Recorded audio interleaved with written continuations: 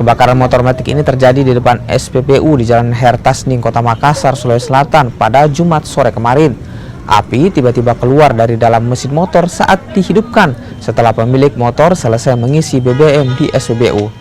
Api pun langsung membesar dan membakar habis sepeda motor. Kebakaran motor tak meluas setelah petugas memadamkan api menggunakan alat pemadam api ringan atau APAR.